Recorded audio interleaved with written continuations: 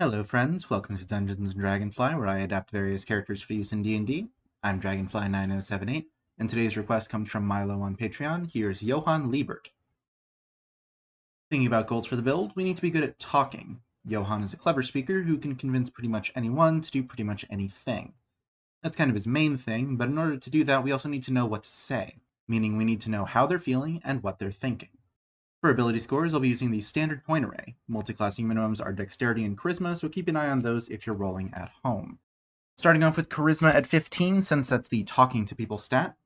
Intelligence is next, Johan is a genius after all. And we need wisdom for insight, so that'll be 13. Dexterity's 12, so we can boost it to multiclassing levels. Then we'll finish off with a 10 in constitution and an 8 in strength, since we don't really need either one for anything. Johan is a human, and we'll go variant human because I want a feat. Bump charisma and dexterity, take athletics for your skill since Johan is said to be in good physical condition, so we have to offset our dump strength, and take the keen mind feat.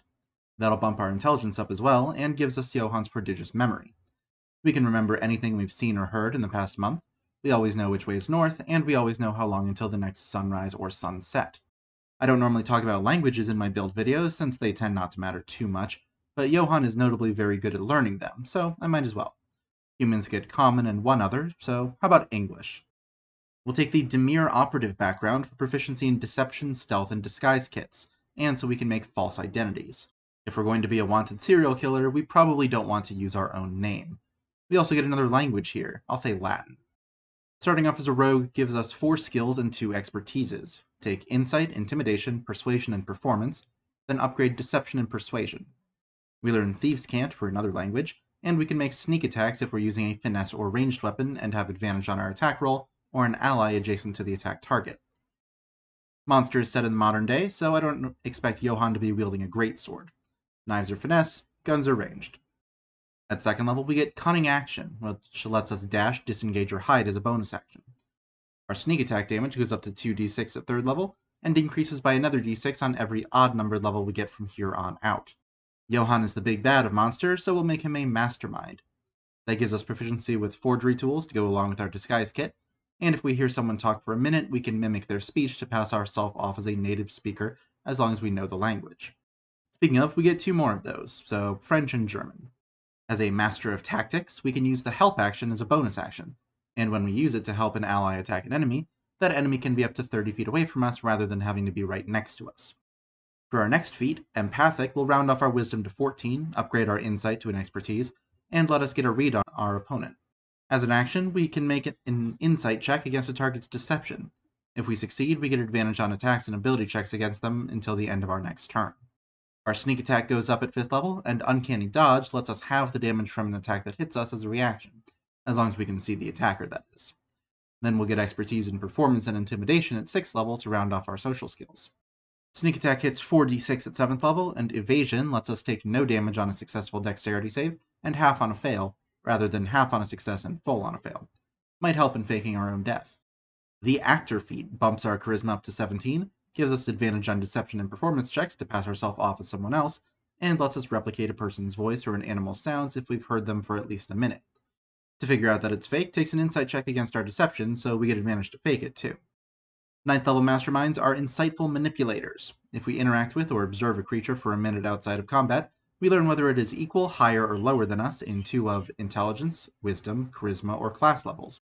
The DM might also tell us some backstory details or personality traits, so we can manipulate them better. We're done with feats, so our next ASI will round off intelligence to 16 and charisma to 18. Reliable talent at 11th level makes it so we can't roll lower than a 10 on any checks that use our proficiency bonus, which does include both our skills and our tools, so we can use it for our disguise kits, for example. We get another ASI to bump intelligence up to 18, then misdirection at 13th level lets us use our reaction to make an attack aimed at us, hit a creature that is giving us cover against that attack instead. Could be an ally, could be an enemy. All that really matters is that they're next to us, so they're taking the damage instead of us. 14th level rogues get blind sense, letting us know the locations of any invisible or hidden creatures within 10 feet of us as long as we can hear. Really sells that whole everything is going according to plan vibe when you can call out someone sneaking up from behind without even turning your head. We have a slippery mind, giving us proficiency in wisdom saves to go along with our dexterity and intelligence proficiencies, and we get one last ASI at 16th level.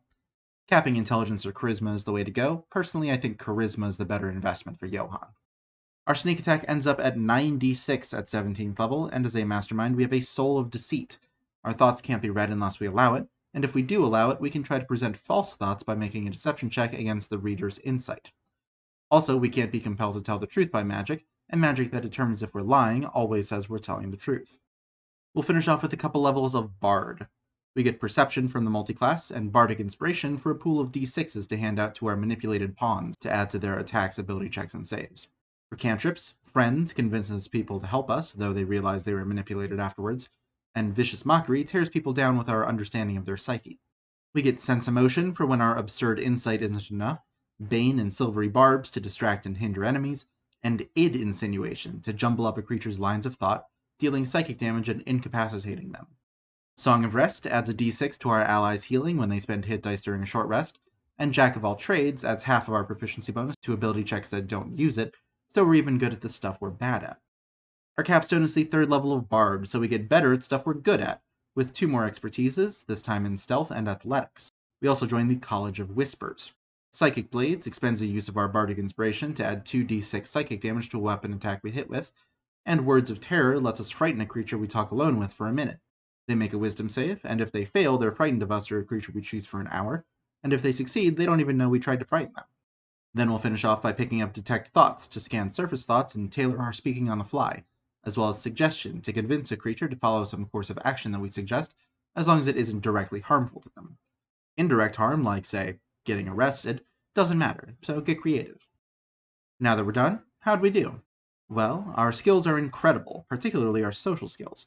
Persuasion, Intimidation, Deception are all 27 at minimum, and we have Jack of All Trades to have an improved floor for our non-proficient skills, especially any intelligence-based ones since those have a +7. We're also very good at hiding ourselves away, with fake identities, reliable talent on our disguises and forgeries, and ways to disguise our voice. We can plausibly pass as more people than just our twin sister. On the other hand, our physical stats are low. It doesn't matter much for strength checks, we have a minimum of 21 on athletics checks, but strength saves and any dexterity or constitution checks or saves could really screw us over. Our lack of con investment also means that we're below 100 HP, so we are not difficult to kill. Physically, at least. The effect we'll have on people's minds is another story. And that's Johan. I hope you enjoyed the build. If you have any feedback or suggestions for characters you'd like to see me build, please let me know. Thanks again to Milo for the request, and thank you all for watching, friends. I will see y'all later.